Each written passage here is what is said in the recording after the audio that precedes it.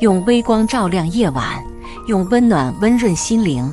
亲爱的朋友们，欢迎来到微光夜读。今天我要分享的是，我要生孩子了，可是就在打无痛的时候，婆婆和老公逼我交出彩礼，美其名曰，不是说要彩礼的时候说是生育保障吗？拿出来用啊！谁家生孩子只用花21800？况且经历了前世丧子悲痛的我，怎么会再容忍这对黑心母子？当胡彻这个渣男被判死刑后，我强忍着的情绪再也控制不住，抱着我的母亲，在法庭的原告席上大声痛哭起来。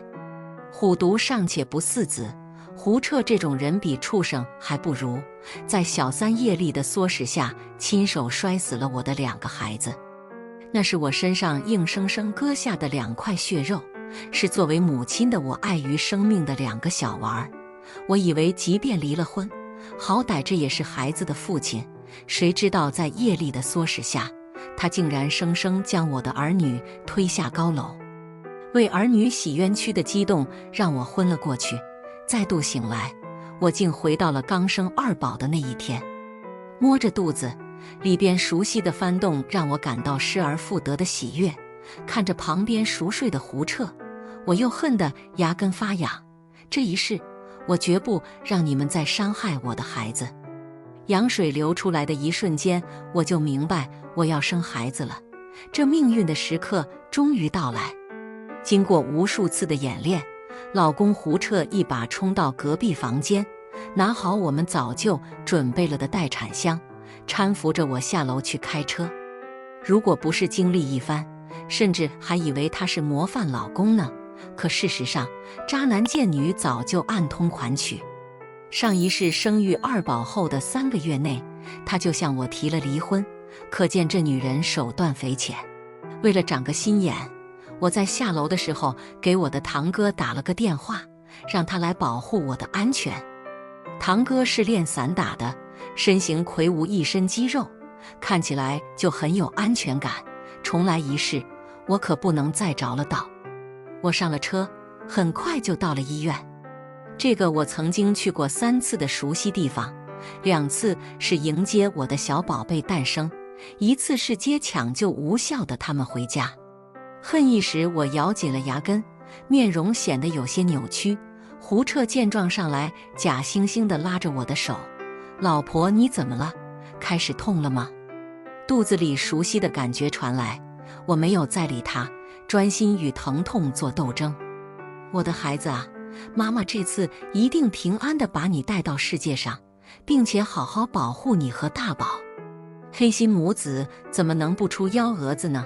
我差点忘了这茬子，老远我就听见我那奇葩婆婆穿着一身红色的牡丹花棉袄，呲着一口黄牙在喊：“臭娃子，我媳妇给我生孙子了！”人类，听起来就让人想吐。胡彻赶紧去外边迎接他伟大的太后母亲。他安抚地拍拍我的背：“老婆，咱妈来了，我先去接一下人。”我颔首表示同意。胡彻如蒙大赦，就去找他最亲爱的母亲了。上一世由于我过于信任他，结果在生2胎的时候，老妖婆撺掇他儿子过来跟我要彩礼。当时正在要打无痛的关口，我的父母还在赶来医院的路上，我只能顺从他们从手机了赚了钱，才免受生育之痛。你们觉得彩礼有多少钱？就21800。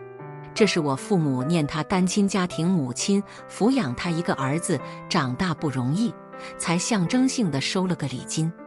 谁知道这母子通能隐忍，到2胎产前突然给我发难，那多受的半小时痛和难堪，我至今犹记。这不，现在外头俩人正嘀嘀咕咕呢，在这深夜的病房外，声音真是清晰得很：“儿子，等他一会儿要打无痛的时候，你听妈的话，把当年咱出那2万多彩礼让你媳妇吐出来。女人生娃的时候是最弱的，趁她爹妈没来，她不敢对你怎么样。丧良心的老恶婆，女人何苦为难女人？快去，不然一会儿撑腰的来了就不好办了。我父母虽住得远，但是表哥已经到了医院门口，趁着胡彻跟那老恶婆们坏水，我已经给表哥发了病房的信息。在我做着助产球努力运动时，胡彻舔着脸进来了。老婆，这医生刚才让我们去交钱了，你看是不是把以前给那2万多彩礼拿出来？生一胎咱就没用，2胎总该用了吧？这不是你那时候承诺好我的生育保障吗？场景再次重现，只是今生的我不会再隐忍。我正准备对他，手机上传来一条短讯：妹儿啊，别怕，哥来了，哥先去给你缴费，叔叔婶婶还有15分钟。给我撑腰的人终于来了，这次我一定要让报应报到该有的恶人头上。我安了心，更不想再对渣男虚与委蛇。你也好意思说胡彻，一胎从检查生育到月子中心，医水儿都是我爸妈掏的钱，你这个当父亲的你出了什么？2胎你来问我要你这可怜的2万块钱当生育津贴，你以为我刚没听见你跟你妈说的什么话？我那婆婆一听我敢跟她的宝贝大儿子顶嘴，不装了，指着我的鼻子骂：小娘们，娃都下2个还敢跟我们顶嘴？你一天是我们老胡家的人，就得听你男人的话，不然我们不给你缴费疼死你。难闻的口臭味简直要把人熏吐。我这婆婆从小就不爱刷牙，怪不得说出来的话也不怎么中听。胡彻见有人给他撑腰，支棱起来：老婆，你这会儿别硬挺，岳父母没来，给你缴费不还得我去跑？这要是耽误了，疼的可是你呀！我听见哪里的蛤蟆在这儿鬼叫，哦，原来是妹夫啊！怎么欺负我们家没人来照顾我妹？堂哥手里拿着一打交完费的收据，听见这妖婆和渣男的话，看起来是气得不轻，刻意地露出肩膀上的肌肉，掰着自己的手腕，发出咔哧咔哧的响声。那恶婆见状，真的是立马变脸。胡彻倒是质问起我来：你没事叫你堂哥来做什么？他也是知道我这位堂哥去年在路上一个人打翻3个劫匪，还获得了见义勇为奖。为什么你们母子俩都要用不给我打无痛来威胁我了？还问我为什么叫人？胡彻，生完我再跟你好好念叨念叨。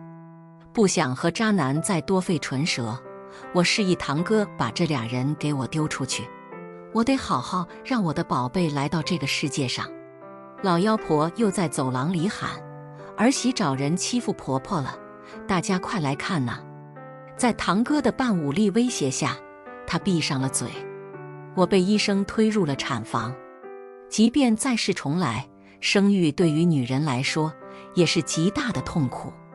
疼痛让我的神志有些模糊，眼前竟出现了前世孩子死去的场景。我大声地喊着：妈妈，妈妈！汗水湿透了我的背部，我紧紧握住床边栏杆的右手被一双微老的手握住，耳边响起了熟悉的安心声音：妞妞别怕，妈妈在这。一切的惶恐不安都被抚平。前世得知孩子离开，悲伤的我抱着妈妈嚎啕，她轻轻拍着我的背脊，如同小时候一样：妞妞，妞妞别怕，妞妞乖。去打官司，收集资料，见律师，开庭的每一次，已经老去的妈妈都拉着我的手，一声声：妞妞别怕，妞妞我们去。妈妈是我唯一的光和动力。其实2个孩子的去世对我妈妈的打击也很大，只是女子本弱，为母则强。我的妈妈已经失去自己的外孙，也会为了自己的女儿去挺直衰老的弯曲脊背，为我撑开一片天。所以能杀掉自己亲生儿女的胡彻究竟是个什么东西？有妈妈在，我就是有人保护的孩子。随着一阵剧痛，我感到一阵轻松，我累极了，模模糊糊睡去。有人轻轻打理我湿透的额发，吻了吻我的额头。睡吧妞妞，母子平安，我和你爸都在照应着。孩子因为有了妈妈，将不再害怕一切。妈妈因为自己的孩子，可以奉献一切。一觉醒来，看见二宝熟悉的小脸，我喜极而泣。婴儿的脸庞是温热的，哭声是熟悉的，失而复得，让我更加珍惜母子之间相处的每一秒，怎么亲香都不够。我妈在旁边打着盹，应该是守了我很久。温馨的时刻有些短暂，扫兴的母子二人进来了，我有些不耐烦。紧随其后的一声妈妈，童言稚语的一声妈妈恍若隔世，是我的大女儿，我的大宝。前世见她的最后一面，已经是冰冷的躯体，不会笑，不会闹，额头上带着未干的血迹。如今我的孩子都好好的在我的身边，已是上天对我的恩赐。前世债今生偿，渣男恶婆我同样不会放过。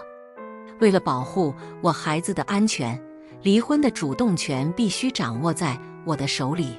与其3个月后胡彻跟我提，不如我先说离婚吧。胡彻，别装了，你跟叶丽那点破事我全都知道了。叶丽这个女人，不仅当小三败得坏行，还煽风点火，在前世以自己和家人接受不了胡彻有小孩这件事，多次催促和逼迫胡彻杀掉我的孩子。这样的女人心如蛇蝎牲畜，她和胡彻是最匹配不过的。渣男贱女天生一对，你都知道了。你怎么知道的？你怀孕，我不能碰你，我找个女人怎么了？你还敢有意见？真是翻了天了。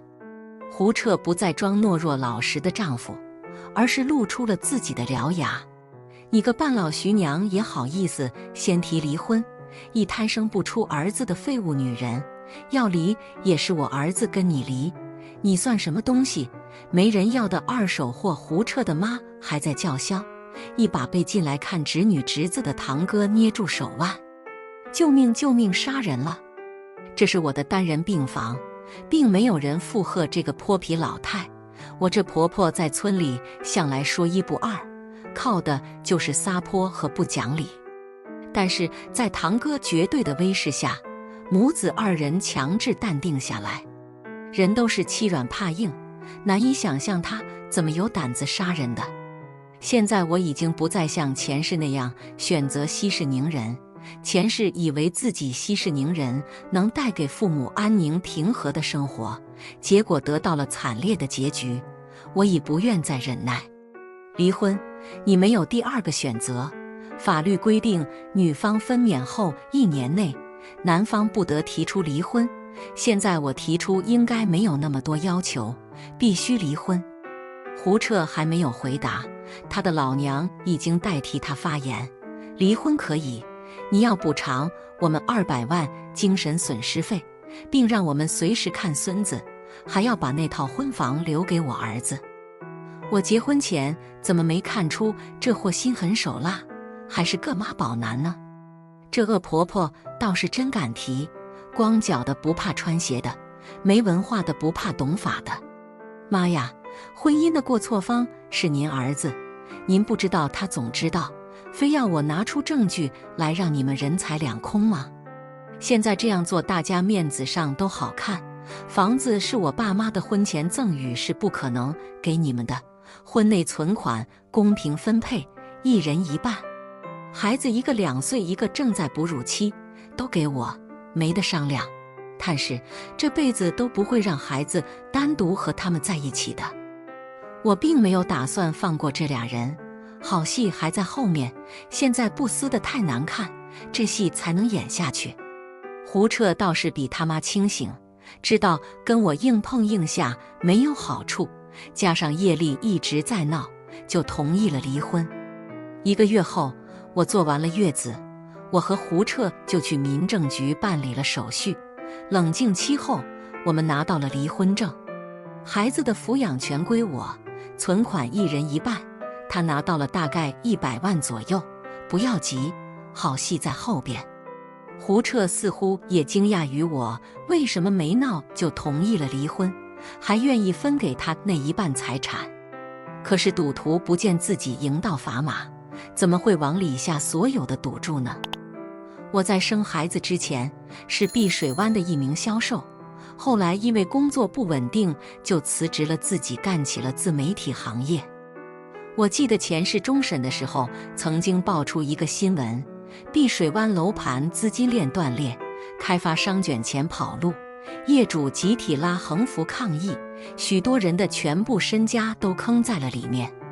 楼盘烂尾，业主非常值得同情，但是对于胡彻这个男人，不倾家荡产怎么能行？拿到离婚证后，在民政局门口，我语气柔和，不再像以前一样强势。胡彻，好歹夫妻一场，听说叶丽一直催着你买新房结婚。我以前工作的碧水湾有不错的房子，现在首付只要100万。据内部消息说过，2年政府要在附近建化工厂，应该会赔不少钱。他皱着的眉头微微舒展，虽然带着怀疑，但是似乎全身放轻松了一点。夫妻多年，我知道他不一定会相信我，但是他一定会去打听。叶丽逼得他太紧了。知道了，你会有这么好心？你好歹是我孩子的爹，你要是发财了，将来我的孩子不也沾光？胡彻嫌弃地摇摇头，上了车，若有所思。当年这个凤凰男，因为娶了我，才带着自己的老母亲在城市立住了脚跟。我知道，面对在他面前表现得更有钱的叶丽，他无比期望自己能帮助这个富婆更上一层楼，不然也不会在前世为了自己昏了头听叶丽的话，谋杀了我的孩子。而实际上，叶丽不过是煤炭集团老总曾经包养的二奶，靠着青春卖的钱，在这个城市买了所小公寓。就这，迷得胡彻连为人的理智都没有了。胡彻，叶丽，等着我送你们的大礼。就这样，半年里我仔细照顾我的2个孩子。而胡彻不出我所料，果然向熟人打听了这件事，得到了他想要的所谓的内部消息。这个熟人的老婆，正是我在碧水湾最好的朋友丽丽啊。实际上，集团内部人人自危，在半年以后，连工资都发得不是很按时。好在丽丽和我一起做自媒体，有自己的一份收入。我将胡彻的所作所为向丽丽讲述，她自然愿意帮我透露一个假消息。不久以后，胡彻果然掏了自己的全部身家买了碧水湾的房子，还不是只100万的首付。为了给叶丽一个好印象，胡彻竟然找高利贷借了不少钱，付的是全款。大蛇顺棍上，他为博美人一笑，竟然出乎我的意料。也是这样一来，我的计划就更顺利了。胡彻还做着千万富翁的美梦，殊不知叶丽只是把他当成一个备胎。做惯了二奶的叶丽喜欢一切奢华的享受，胡彻不过是备胎里一个比较好控制的冤大头。我找了一个三流演员，给了他不少钱去追叶丽，一个开着保时捷的富二代，1.85米的大帅哥，年轻的肉体，叶丽怎么会不动心？很快，胡彻就发现叶丽的态度对他是越来越冷淡。丽丽，我们什么时候去领证结婚吧？叶丽自上而下打量着面前这个有些微微秃顶的普通男人，跟追求他的富二代比起来，差了真不是一星半点。正要说出分手的话，却听见胡彻说：“宝贝，我们结了婚就住在碧水湾吧，我在那里买了一套大平层，你跟我结婚，这房子就是你的。”叶丽何许人也，认钱不认人的主，立马娇羞地依偎在胡彻的肩膀上。好啊，老公，你什么时候带我去过户？我都怀孕了呢。怀孕？实际上是那个包养叶丽的煤老板又尝新鲜，照应了他一次。本来要我找的那个年轻的富二代演员做接盘侠，现在正好落到胡彻头上，等房子过户了就一脚踢开。丽丽将打探到的八卦分享给我，我笑而不语。很快，交房的那一天，他们就会收到我的礼物。而这一次长了记性的我，一直守在2个孩子的身边，连工作都把孩子放在身边。孩子一天24小时，如果有一会不在我的身边，我就会感到非常焦虑，甚至全身出冷汗。我的妈妈发现了这样的情况，立刻去带我看了心理医生。其实根源还在于叶丽和胡彻这2个人渣，前世给我造成了巨大的心理创伤。他们一天不遭到报应，我就一天不能安睡。我向心理医生讲述了前世发生的事。我说，医生，哪怕你当成一个梦去看，这给我带来的疼痛确实是烙印在我灵魂的深处。自前世我在医院看见孩子尸体的日日夜夜，都未曾有一日安眠。众生到现在，虽然失去的珍贵已然复得，但是那份惶恐不安依旧存在。医生听完我的讲述，让我出去等候，他要跟我妈妈讲话。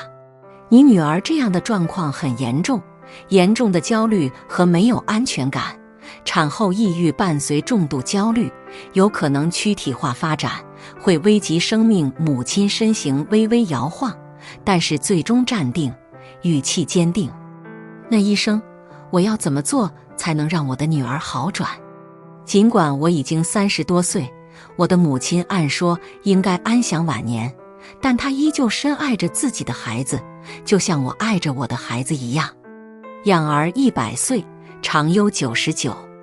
自从那天我们去看心理医生以后，我的母亲就搬到了我的房间里。晚上，我哄着大宝和小宝睡觉，她睡在我的旁边，我拍着大宝和小宝的身体哄他们睡着。而在夜里我因为噩梦而惊醒的时候，我的母亲也轻拍着我的背脊，带着困意，耐心地哄妞妞快睡，妞妞不怕。而这时的我像个小孩一样钻进她的怀里，闻着熟悉的香味沉沉睡去。母亲的爱不会因为时间而推移，母亲的香味更不会因为时间而变淡。因为母亲，我的病逐渐好转。白天的时候我工作，妈妈就帮我哄着大宝和二宝。在又一个由临睡的夜晚，我哄好2个孩子，侧身对着母亲，妈妈你辛苦了，我都这么大了还要你来操心。辛苦什么妞妞，你永远是我的小妞，妈妈永远保护你。我看着身旁的2个孩子，对，妈妈永远保护你们。很快到了碧水湾本来约定交房的日子，我戴着口罩乔装打扮。妈，你在家看着大宝和二宝，我有点事。出门去看一出我早就准备好的戏。碧水湾的售楼大厅里已经挤满了要交房的业主，丽丽特意从员工通道给我留了个小门，我侧身进来，正看见胡彻和他的老娘正与工作人员争执着什么。老子钱都交了，你告诉老子开发商跑路了，什么意思？我的房子没盖完，你这不是骗子吗？胡彻情绪激动地吼叫着，手中还不停挥舞着什么。他的老娘则是发挥了在农村撒泼打滚的老传统，苍天呐，没天理啊，贼开发商交了钱不给盖房啊，快来人看呐！可不需要人看，因为这大厅都是人，都是被开发商坑得血本无归的人。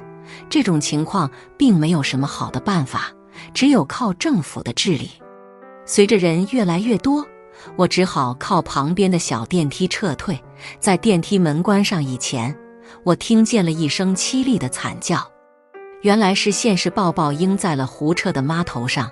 由于来看情况的业主越来越多，而胡老太又一直躺在地上不走，物业出动了保安，业主叫来了警方，双方发生了激烈冲突和踩踏事件。据晚间新闻报道，本次踩踏事件轻伤人数20人，重伤人数2人，死亡人数1人。就是我那耀武扬威、没有常识的前婆婆。我毫不心疼，反而想笑。前世她虽然没有直接参与杀害我的孩子，但也是帮凶。我记得我生完一胎女儿的时候，他当着我的面往地上吐了一口吐沫，恶狠狠地发泄，怎么生的是个不值钱的丫头片子，就应该放尿桶里淹死，或者让我一下子作死。这话我至今记得，只是那时候胡彻还算是听我的话，在这个凤凰男眼里，笑大于天，只能不了了之。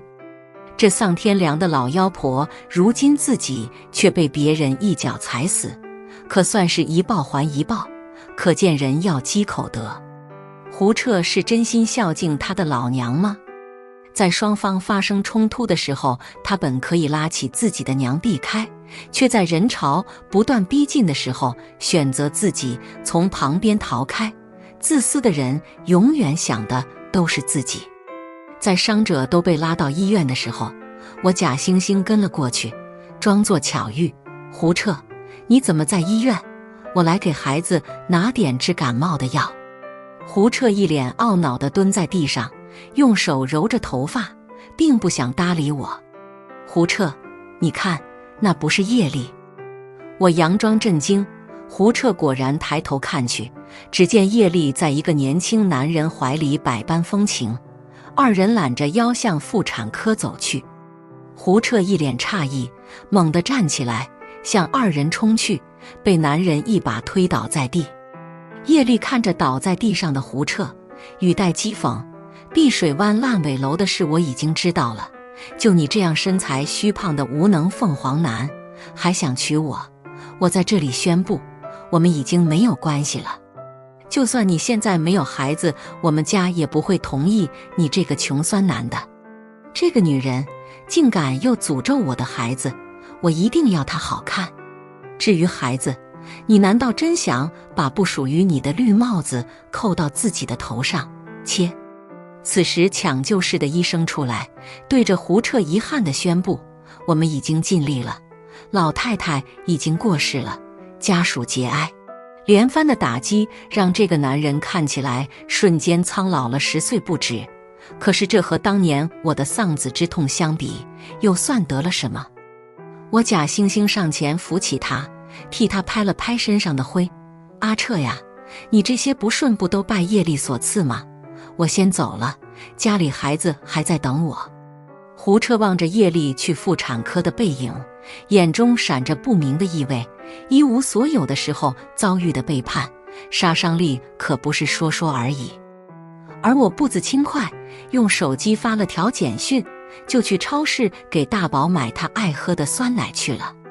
计划已完成，可功成身退，在妇产科，刚才浓情蜜意的男人瞬间翻脸，推开怀里的女人，晦气晦气，你个坏女人，不知道哪里来的野种赖到我头上。